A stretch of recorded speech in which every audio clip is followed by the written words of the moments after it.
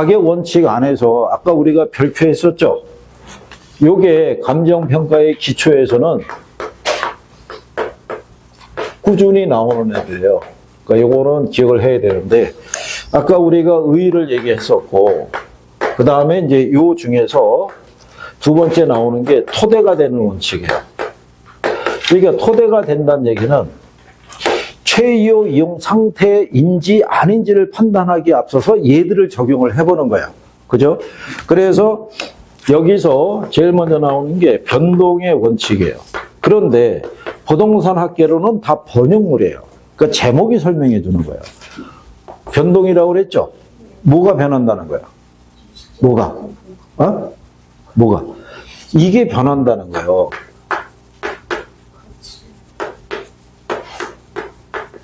좀 아까 가치 형성 요인이라고 배웠죠?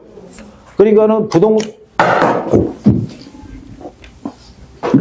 부동산을 둘러싸고 있는 사회적, 경제적, 행정적인 요인은 계속 변한다, 안 변한다?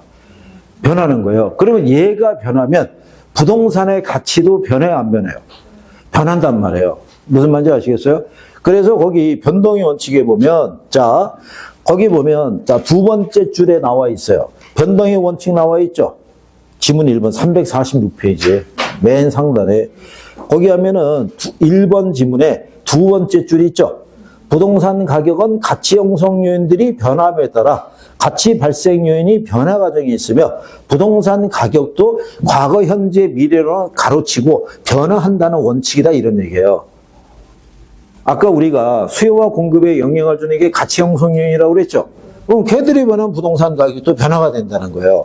그래서 3번 지문에 가게 되면 기준 시점의 확정과 시점 수정에 뭐가 된다?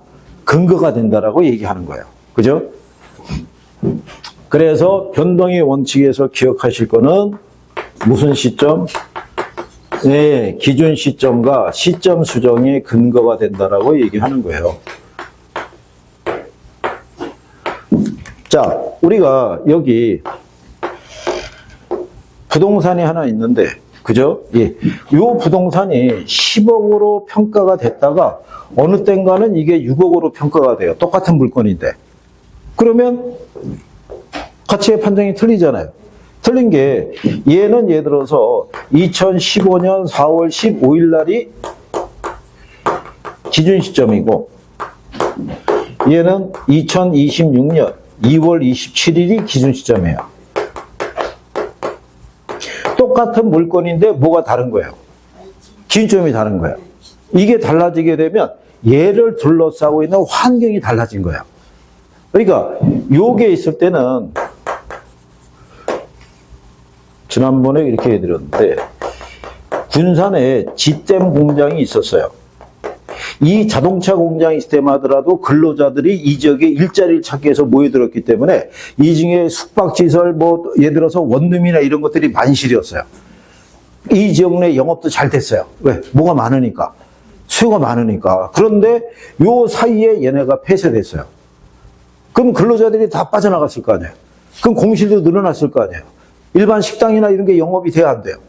안 되잖아요. 그러면 똑같은 물건을 할지라도 뭐가 달라짐에 따라 기준점이 달라지니까 가치가 달라지는 거예요. 그 왜 달라지느냐? 얘가 변했으니까. 이 지역을 둘러싼 사회적, 경제적, 행정적 요인의 변화가 발생한 거예요. 그래서 감정평가 법인 등은 항상 무슨 시점에서만, 기준 시점에서만 물건의 가치에 타당성을 부여하는 거예요. 무슨 말인지 아시겠어요? 이게 감정평가사들의 책임 시점이에요. 평가 보고서에 기준 시점은 반드시 기재하도록 되어 있어요. 이걸 가지고 얘기할 수 있다. 자, 그 다음에 두 번째로 나오는 게 무슨 원칙이다? 자, 예측이라는 거는 제목대로예요. 거기 나온 것처럼 부동산의 가격이 있죠. 장래 가치 형성 요인에 대한 예측을 해야 된다라고 돼 있잖아요. 그죠? 예. 부동산 가치는요, 과거나 현재 이용에서 발생한 수익을 근거로 가치를 평가하는 게 아니라 장래 이용에 확실시 되는 것 있죠. 그거를 기초로 가치를 평가해야 된다는 게 예측의 원칙이에요. 그래서 얘가 거기 가서 보시게 되면 4번 지문에 수익 방식의 근거가 된다라고 돼 있죠. 네. 그래서 얘가 수익 방식, 수익 환원법의 근거가 돼요. 그러면 여기 있는 요 수익 환원법이라는 거는 물건의 이 수익 가액은요, 이 물건으로 나오는 이 순수익을 환원 이율을 적용해서 가액을 구하는데 요 수익이 미래 수익이에요. 무슨 수익이다? 미래 수익이에요, 미래. 우리가 왜 지난번에 얘기했잖아요. 여기 농지가 있어요. 농지의 최이호 이용이 뭐겠어요? 농사 짓는 거예요. 농사 지어서 연 한 5천 수익이 나와요. 그 여기에 할인율 10% 적용하면은 이게 가치가 5억이다. 이렇게 평가할 수 있는데 이 농지가 택지 후보지로 지정이 된 거예요. 그러면 택지면은 최이호 이용이 농사 짓는 게 아니잖아요. 그럼 여기다가 상가를 지어서 분양을 했어요. 그러면 분양에 따른 수익이 10억인데 얘를 개발할 때 들어가는 비용이 6억이에요. 그러면 여기서 나오는 순수익이 4억이에요. 여기에 할인율 10% 적용하면 이 부지의 가치는 40억이다. 이렇게 평가해 줘야 된다는 거야. 무슨 말인지 아시겠어요? 그러니까 현재 이용을 기초로 가치를 판정하는 게 아니라 앞으로 그 이용이 변화되는 것까지 감안했다는 얘기예요. 그러면 아까 우리가 평가법인 등이 물건의 가치를 10억이라는 의견을 냈잖아요. 그 이걸 10억이라고 할 때는 이 지역의 변화도 고려했고 변화에 따른 최이호 상태의 변화도 역시 반영했다 안 했다? 반영 다 했다는 얘기예요. 그래서 결론이 그렇게 났다 이런 얘기예요. 무슨 말인지 하시겠어요? 자, 그래서 이제 큰 틀에서 둘러싸고 있는 환경에 대한 걸 봤다 그러면 그 밑에 가면은 340표 하단에 가면 최이호 이용의 내부 관련 원칙이라고 있죠. 왜? 그러면 이제 내부적인 밸런스를 살펴보는 거예요. 그래서 내부 측면의 원칙에서 가장 대표적인 게 얘예요.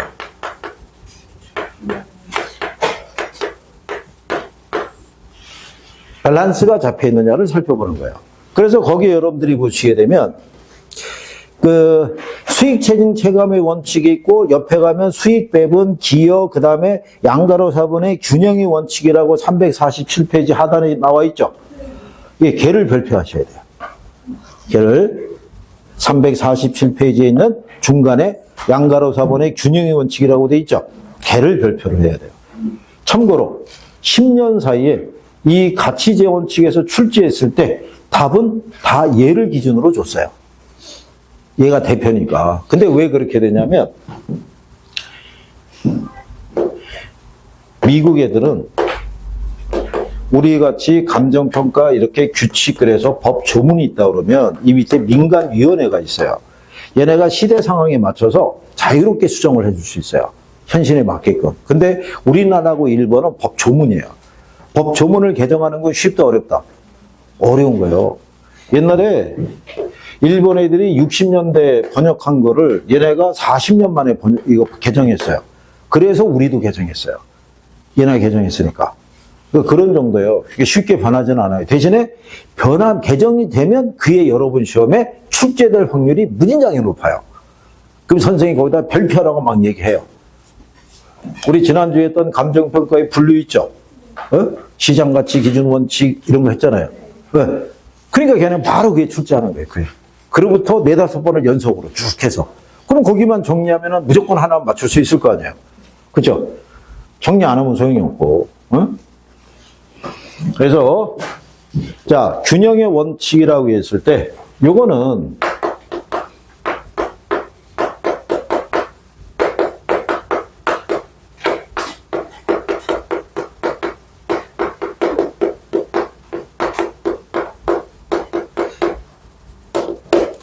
부동산의 가치는 내부 구성 요소 간의 결합이 있죠.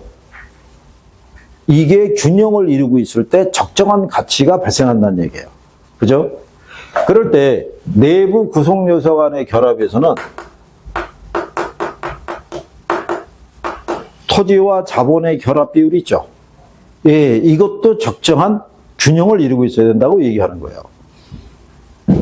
그래서 얘가 여기에 어긋나게 되면 이 감가를 줘요. 기능적 감가를 내부적 감가라고 그래요.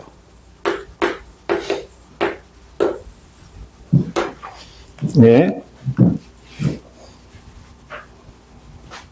자, 예를 들어서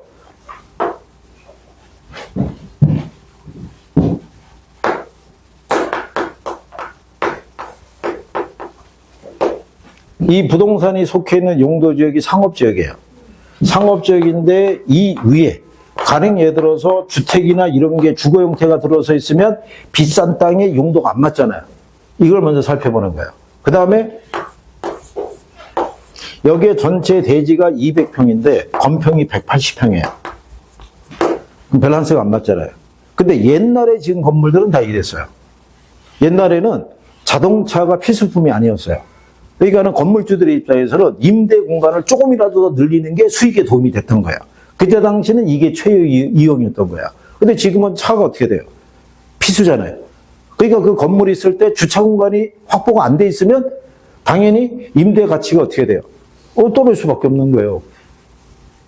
제가 강의 나간 것 중에서는 거기 건물주가 있는데 그 양반은 돈이 있으면 주변 땅을 사들이는 거예요. 그 집을 사가지고 그 집을 헐고 일단 주차장으로 만들더라고요. 그러니까는 그 지역 내에서 그 학원 거기가 주차 공간은 진짜 편했어요. 한 수십 대가 한 번에 이걸 파킹할 수 있으니까 학생들이 진짜 좋아했어요. 찾을 때 어려움이 없으니까. 그래서 그 양반 꿈은 자기가 주변에 있는 그 집들 한 채 두 채씩 사들여가지고 다 밀어버리고 거기다가 건물 하나 또 짓는 거는 자기 아들에게 넘기겠다. 이런 취지로. 그래서 거기는 주차장 외옥에 차량 한 대 주차할 수 있는 요거 있죠? 이게 무지장이 넓어요. 경차는 여기서 이게 돌릴 수 있어, 뉴턴이 가능할 수 있도록 무지장이 넓게 해준 거예요, 문장에. 그래가지고 옆에 건물에서도 실제 와서 대기도 하고 막 그랬던 거예요. 근데 그 사람들도 옆에 건물이 그때 그랬었거든요. 여기가 사들이기 전에 옆에 건물 쪽에 얘기한 거예요. 여기 주차공간 좀 남으면 같이 좀 씁시다 이렇게 했는데 거기서 거부했거든요. 근데 여기 주차공간이 계속 넓어지니까 그쪽에서 슬쩍슬쩍 와서 대다가 쫓겨나고 막 그랬던 거예요. 그래서 여기는 제가 여기 주차장은 안 내려가 봤는데 주차공간이 그렇게 여유스럽진 않은 것 같아요. 그러니까 그래도 주차공간이 있다는 게 다행인 거예요, 여기에. 그래서 자, 어쨌든 간에 이러면 밸런스가 안 맞죠? 그러면 그만큼의 감가를 준다는 거예요. 현대식 예를 들어서 건물이 들어서 있는 것은 뭐는 확보가 돼야 된다. 주차 공간이 있어야 되는 거예요. 그래야지 밸런스가 맞는데. 그 다음에 (7층짜리) 건물인데 화장실이 1층밖에 없어요. 그러면 밸런스가 맞아요, 안 맞아요? 안 맞을 거 아니에요. 그죠? 여기서부터 여기까지 이용하는 게 쉽다 어렵다.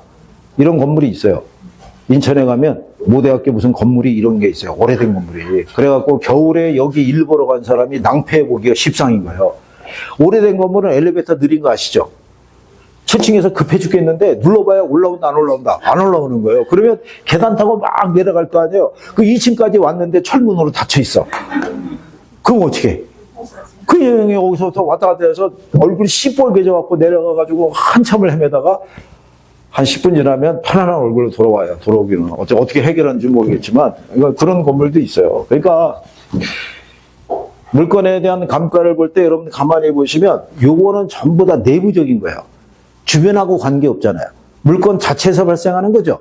그래서 물건 자체에 밸런스가 잡혀있는지 안 잡혀있는지 살펴보는 게 균형의 원칙이라는 거예요. 이해하겠어요? 그래서 기능적 감가를 무슨 감가라고 한다? 내부적 감가라고 얘기하는 거예요. 내부적 감가. 그러니까 옛날에 지어진 주택들이 있죠? 옛날에 30평인데 제법 방 3개 화장실 하나 있잖아요. 지금은 20평인데도 방 3개 화장실 2개예요. 그러니까 옛날에 지어진 구옥들은 어쨌든 감가의 대상이 될 수밖에 없는 거예요. 무슨 말인지 아시겠죠? 그래서 균형의 원칙이 일단 중요하다 이렇게 생각하셔야 돼요. 그 다음에 한 페이지 넘기시면 외부 관련 원칙이 있어요. 지금 생략하고 간 애들은 다음에 돌아올 때 다 해드려요. 어? 오늘 처음 오신 사람 두 분이 계셔가지고 살살 하는 거예요, 그냥. 어? 근데 다음에 있는데 가르쳐 준 데서 또 대답을 못하면 그것도 난리 나는 거예요, 그죠?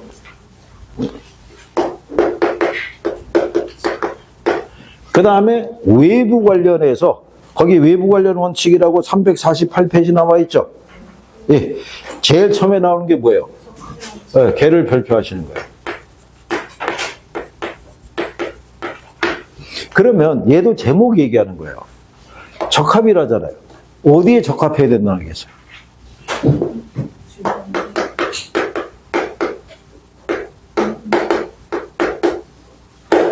인근 지역의 환경에 적합해야 되는 거예요. 그럴 때 적정한 가치를 갖게 된다라고 얘기하는 거예요. 그죠? 그래야 시장 수요자들의 선호도가 높아진다라고 얘기하는 거예요. 그래서 거기 2번에 가면은 경제적 감가 판단의 근거가 되고 이렇게 돼 있죠? 그거 밑줄 치는 거예요. 그래서 얘가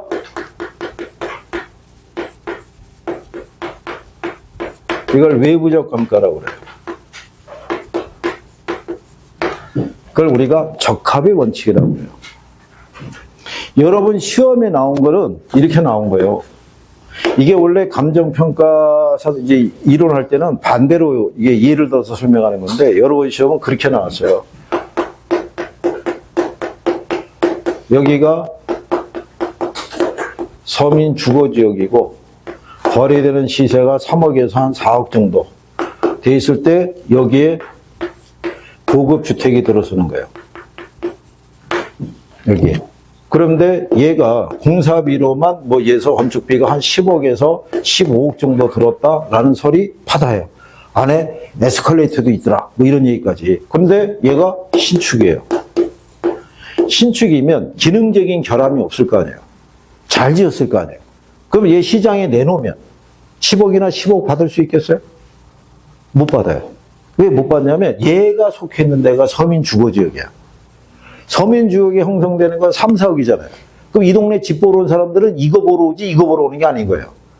그죠? 그럼 얘가 자체가 문제가 있는 게 아니잖아요. 어디에 어울리지 않으니까. 주변 환경에 어울리지 않기 때문에 감가가 발생하는 거예요. 그래서 외부적이라고 그러는 거예요. 그래서 경제적 감가를 무슨 감가라고 한다? 외부적 감가. 그래서 여러분들이 다녀보시면 그 지역 내 건물의 규모나 용도나 이런 것들이 비슷한 애들끼리 모여 있는 거예요. 툭 튀어나온 애들도 거의 찾아보기가 어려운 거예요. 그거는 밸런스가 안 잡혀 있는 거예요. 그죠? 그래서 적합은 어디에 적합한 거? 주변 환경에 적합하냐를 우리가 살펴보는 거예요.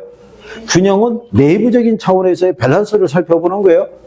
그러면 아까 평가사가 물건의 가치를 10억이라고 평가할 때는 이 지역의 변화를 다 살펴봤고 내부적인 밸런스와 외부적인 관계의 적합성까지도 고려했다 안 했다.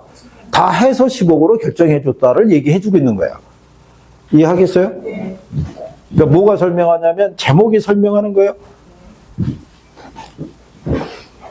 그리고 그 밑에 348페이지 하단을 가면 기타라고 돼 있죠.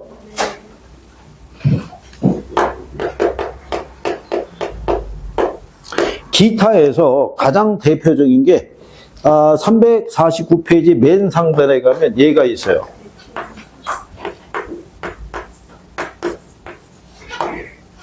자, 대체 원칙이라는 건요.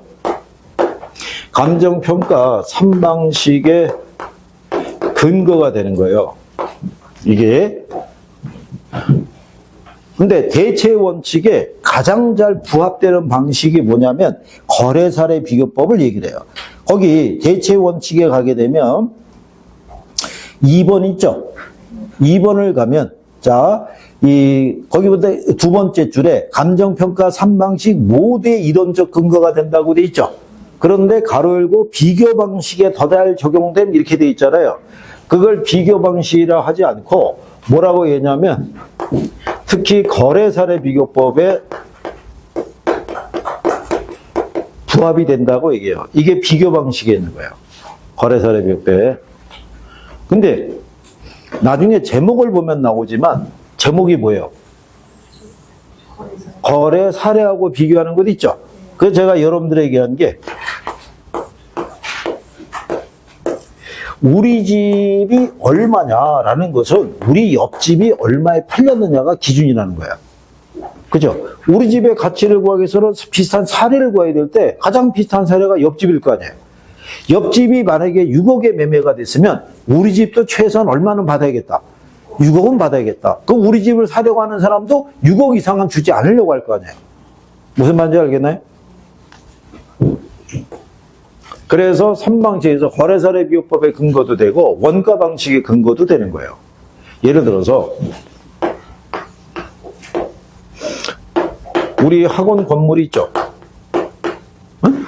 신축이에요, 중고예요? 중고잖아요. 지은 지가 한 3, 40년 됐을걸요? 50년 됐어요? 좀 깎아주죠, 뭐. 자, 같은 5층으로 신축을 해요. 새 걸로. 새 걸로 짓는데 비용이 10억 들어간대요. 얼마? 10억. 얘 중고잖아요. 그러면 우리 이 중고 이 건물에 10억 이상 준다, 안 준다? 안 줄 거 아니에요. 10억 이상 달라고 그러면 새로 짓는 게 나을 거 아니에요. 무슨 말인지 아시겠어요? 그러니까 얘하고 유사성 있는 대체가 가능한 물건의 가격 이상은 지불한다, 안 한다? 안 한다는 거예요. 그 논리가 바탕이 되어 있는 게 대체 원칙이에요. 그래서 삼방식에서는 물건의 가치를 구하기 위해서는 반드시 비슷한 뭐하고 사례로부터 도출하도록 되어 있는 거예요. 무슨 말인지 이해하겠죠? 그 제목이 무슨 원칙?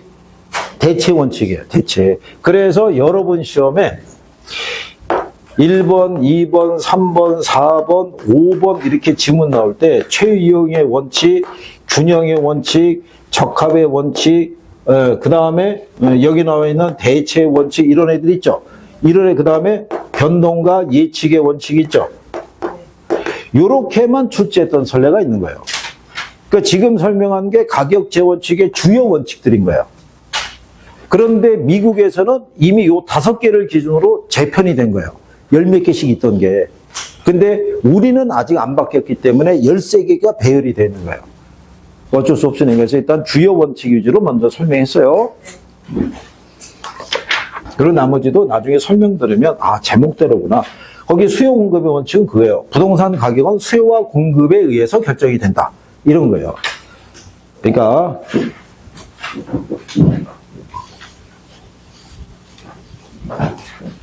그리고 이렇게 배운 게 기억에 남으려고 그러면 복습을 해야 돼요. 복습을 안 하면 소용이 없어요. 그죠? 여기서 들었다가 쉬는 시간 10분만 지나도 까먹잖아요. 응? 나중에 수업 마치고 이 학원 건물을 빠져나가기만 해도 한 70%가 사라지잖아요. 집에 도착하면 깔끔해지잖아요. 그죠? 하루 지나고 나면 모든 게 신선하잖아요. 그죠? 그리고 내일은 공시법 선생님 만나는 날 아니야. 그죠? 그러면 또 공시법의 세계에 빠져들었다가 주말 사이에 모든 걸 다 깔끔하게 리셋을 시키고 월요일날 다시 가벼운 마음으로 다시 등장하는 거예요. 그죠? 그리고 월요일날 세법 들으면은 아 세법이라는 게 이런 거구나 하고 들었다가 그 다음부터 공법 듣고 이렇게 바뀌면서 계속 달라지는 거예요. 그러니까 남으려고 그러면 공부를 열심히 해야 돼요. 남아서 열심히 해야 되고 저거 날짜 금방 가는 거예요. 저거 246이라는 거. 제가 장담하는데 어느 정도 시점이 되면 앞에 2가 사라져요. 2가 사라지면 46일 남는 거예요. 46일. 그때는 후회도 소용이 없는 거예요. 그죠? 그때는 뭐 어떡하겠어요? 원장님하고 협상해야지. 내년도 수강료 몇 프로 할인해 줄 거냐? 협상해야지. 뭐 어떻게 하겠어요? 46일 남았는데 뭘 어떻게 하겠어요? 그때는 서로 할 말이 없는 거예요. 그때는 뭘 해주고 싶어도 해줄 수가 없는 거예요. 아무것도 안 돼 있는데. 원장님 그런 협상하는 거 좋아해요. 그렇게 생각해서 열심히 하면 돼요. 자, 그다음에 이제 페이지 넘기면 지역 분석하고 개별 분석이라고 있어요.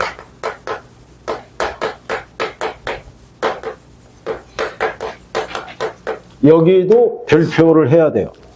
감정평가의 기초이론에서 꾸준히 나오는 2개의 파트가 가격제 원칙하고 지역 분석과 개별 분석이에요. 350페이지 있죠? 350페이지에 가면 지역 분석과 개별, 그래서 옆에 제목 옆에 보면 회차 나와 있잖아요. 그죠? 쭉 깔려 있잖아요. 네?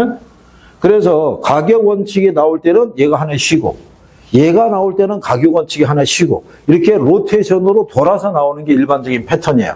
옛날에는 2문제가 다 나왔었어요. 그죠? 그러니까 여기도 몇 가지 용어만 알면 될 거 아니에요. 그죠?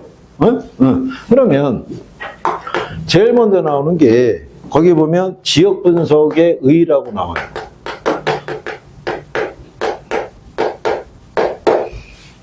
여기서 일단 중심이 되는 거는 이 분석이에요. 지역 분석. 이게 감정평가의 절차상 지역 분석이라는 걸 생략할 수가 없어요. 절차에 들어가 있어요. 그래서 양은 작지만 문제의 출제 빈도는 높은 편이라고 생각하셔야 돼요. 그죠? 그러면 거기 보면 지역 분석이라고 나오죠. 거기 보면은 지역 분석이란 지역을 구성하는 부동산의 가격 형성에 영향을 미치는 지역 요인을 분석하는 것인데, 일단 이 부동산이 어떤 지역에 속하는가, 그 지역의 특성은 무엇인가, 특성은 부동산 이용 형태하고 가격 형성에 어떤 영향을 미치는가를 이제 판단해 보는 거예요. 이거를 판단해서 궁극적인 목적이 뭐냐면 2번 지문에 나와 있는 거예요. 지역 분석은 해당 지역의 특성의 현재 상태 및 장래 동향을 파악해서 미추치는 거예요. 그 지역 내 표준적 이용과 가격 수준을 판정하는 것이다. 이렇게 얘기하는 거예요. 그래서 얘를 판정하게 되면 최이호 이용을 판정하는 방향을 제시할 수 있고, 최이호 이용을 판단하는 기준 설정에 도움이 될 수 있다고 얘기를 해요. 그리고 얘를 통해서 사례 수집의 범위까지도 결정할 수 있어요. 그래서 쭉 해서 그 지역 내에 속해 있는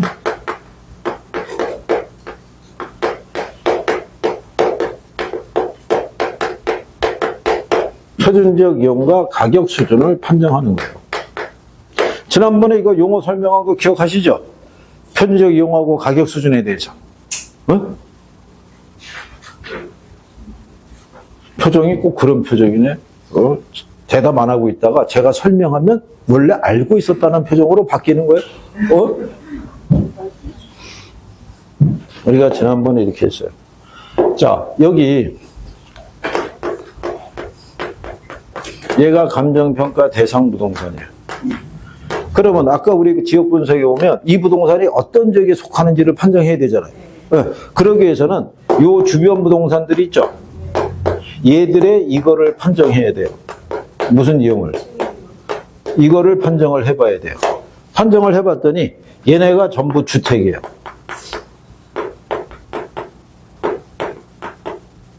그러면 평가사들은 이 지역을 주거지역이라고 볼 수 있을 거예요.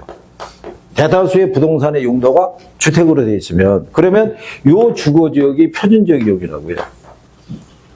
무슨 말인지 아시겠어요? 근데 여러분들이 주거지역을 가면은 한 7, 80% 이상은 주택으로 되어 있지만 꼭 반드시 주택으로 되어 있지는 않아요. 그죠? 그건 왜 그러냐면 물건마다의 최이용 이용이 틀린 거예요. 그러니까 주택 안에서도 세탁소 할 수도 있고 편의점 할 수도 있고 헤어샵 할 수도 있어요, 없어요?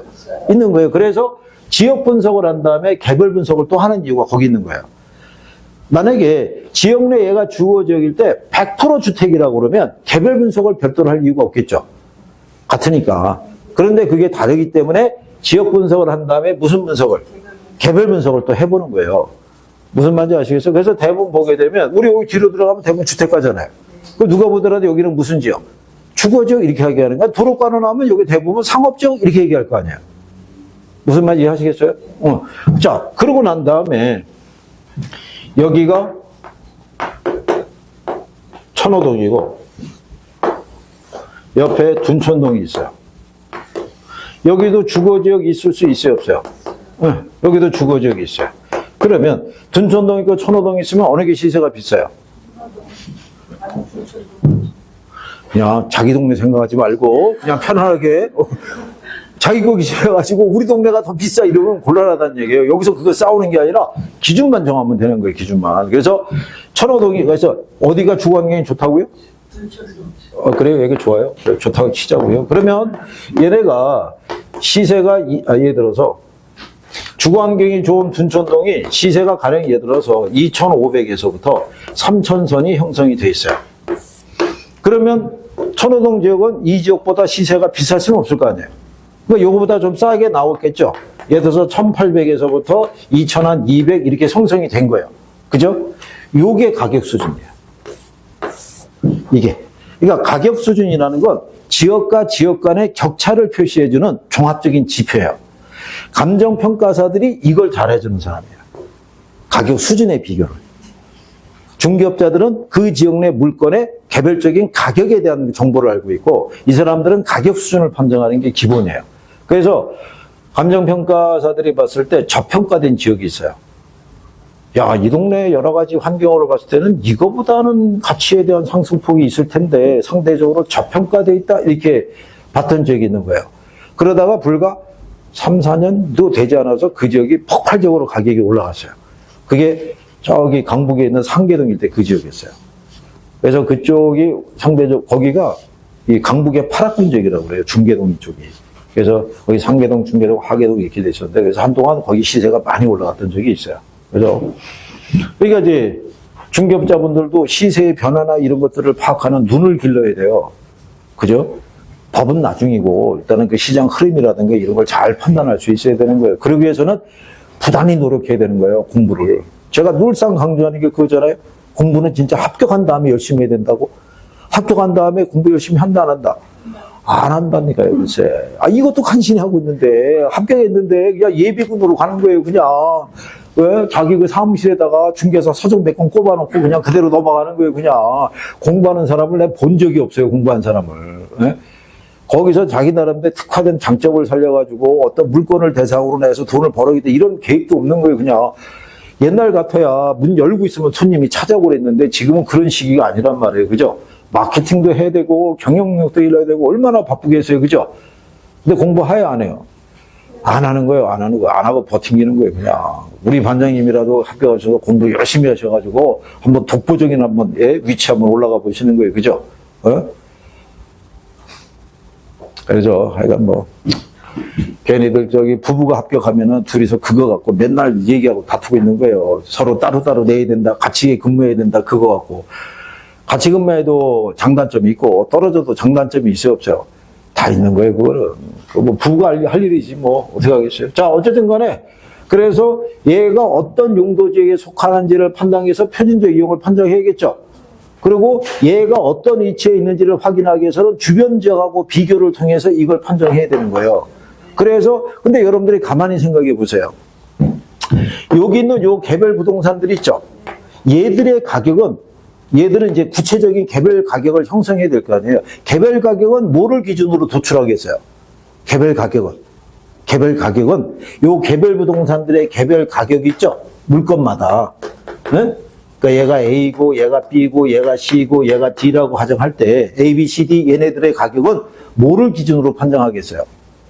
뭐를 기준으로? 칠판에 답이 있잖아요. 칠판에. 아니 이걸 기준으로 가격 수준. 얘는 요 시세 안에 있는 애들 아니에요. 그러니까 요 중에 남양에 있고 가장 위치가 좋은 주택은 2,200에. 그렇지 않은 애들은 1,800, 1,900 이렇게 거래될 수 있어요, 없어요? 즉 개별 부동산의 가격을 구체화하기 위해서는 먼저 뭐가 도출이 돼야 된다. 가격 수준이 먼저 도출이 돼야 되는 거예요. 무슨 말인지 아시겠어요? 그러면 지역 분석하고 개별 분석이 있죠? 그럼 항상 무슨 분석을 먼저 해야 돼요? 지역 분석을 먼저 해야 되는 거예요. 개별 가격을 구하는 건 개별 분석에서 하는 거란 말이에요. 무슨 말인지 아시겠어요? 그러니까 당연히 지역 분석이 선행 분석인 거예요. 개별 분석이 후행 분석인 거고. 그렇죠? 시험에 나온다 안 나온다? 아, 시험에 나오는 거예요. 그냥 그 간단한 걸 가지고 그걸 세상이 틀리게도 주는 거예요. 그 틀린 거 고르란 다음에 일반적으로 개별 분석을 지역 분석보다 먼저 실시한다. 그럼 틀릴 거 아니에요. 그렇게도 주는 거예요. 그렇게도.